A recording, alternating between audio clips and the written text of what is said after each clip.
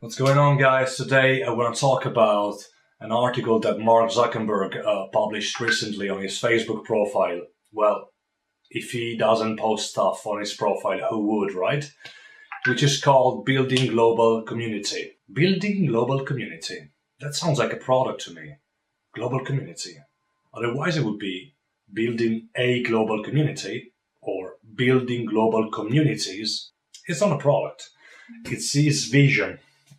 And basically Zuckerberg is talking about how he sees the world changing in the next 10 years and how he sees Facebook being part of that world, which I think is a beautiful way of thinking ahead.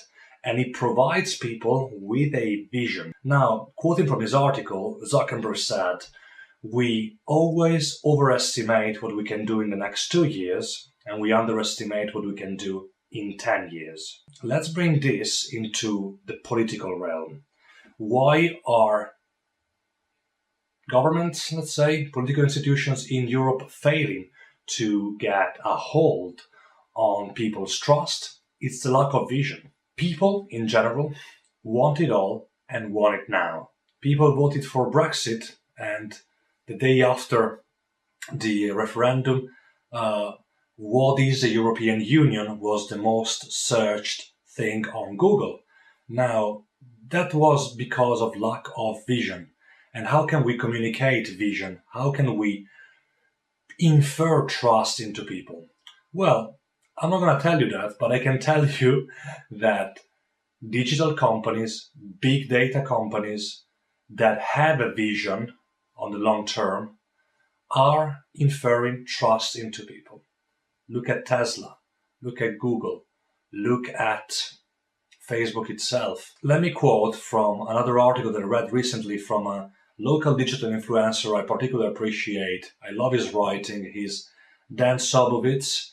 Check him out on Google, who said in his most recent piece that popular trust in digital service providers and big data is higher than the current trust in political institutions, which is dangerously low.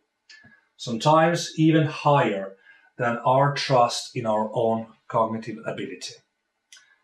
That is true. I agree with him. Politics is bound to making people happy, and people want everything now. That contrasts with having a vision for the future, for the society you want to have on the long term. Let's play a game. Let's play a scenario. What do you want your society to be like in the next 10 years?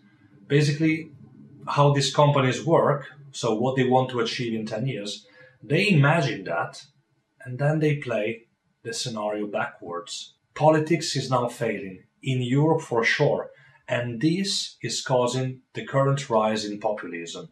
We try to make our electorate happy. Populist parties are benefiting from this moment of uncertainty because this is what we're talking about. It's all about uncertainty. We always had migration, we always had economic problems, we always had to struggle, but, with uncertainty, you lose your vision. When you don't have an end goal, that's the beginning of the end. That's the beginning of the lack of trust.